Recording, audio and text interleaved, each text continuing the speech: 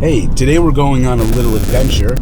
If we remember our last auction, we had a number of Paul Evans pieces in the auction, and our client D actually brought them, purchased them from Paul Evans down in New Hope years ago. And her husband was a rabbi at a synagogue in Livingston, and when he passed, in his office he had a Paul Evans credenza. What happened was they cleared his office out, and the people in the synagogue took the Paul Evans piece and supposedly put it in the basement and took the doors off of it and used it for storage. This happened many years ago, and Dee had just lost her husband, so she was a little flustered about the whole thing and really couldn't deal with it or absorb it at that point. So what we're doing now, we're going to go to the synagogue. We're meeting Dee there. We're going to go into the basement of the synagogue.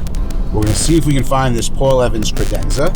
And if we do find it, we're going to see if we can find those doors. And hopefully we'll pick it up and bring it back and put it into the auction. So this may be a total failure. We don't know. But at least we're going on this little adventure. Sometimes we do really well, but we want to show you that sometimes things like this do happen. This is the reality of it. But we're going to go check it out. So we're going to be there in about 20 minutes. This whole center is where this, yeah. Wow. That's amazing.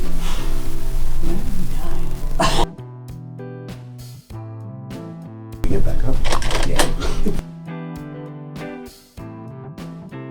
Here? Do you know exactly where it is? I know exactly where it is. What's missing? Here it is. That's it. Okay, so I even think, even without, we are going to look for these doors in here, but even without the doors, there's value here. We're gonna, and maybe we could, definitely. We can, see that we have this whole patchwork of metal, and this is one of the pieces that you purchased directly. Yes. From him, which is amazing to hear someone that you've read in books about and someone that's not with us anymore, and then someone's like, hey, we walked right into his studio and just started purchasing stuff because he's so famous in the movement of the American craft movement and the New Hope School movement that it's pretty amazing. And we look at this and we just have this great piece from him.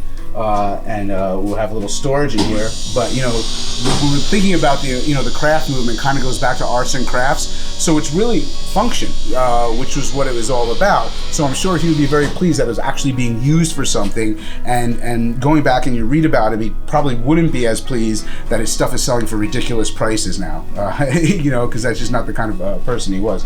So I think we're going to. Hopefully, maybe we'll just dig around a little bit and see if the doors are still here, which would be great. But if not, I think we're going to make an appointment to come back and get this out of here. And hopefully, the elevator will be working at that point, so I don't have to carry it up the stairs. I'm going to take my jacket off, roll up my sleeves, and we'll just dig around if no one minds. Mm-hmm.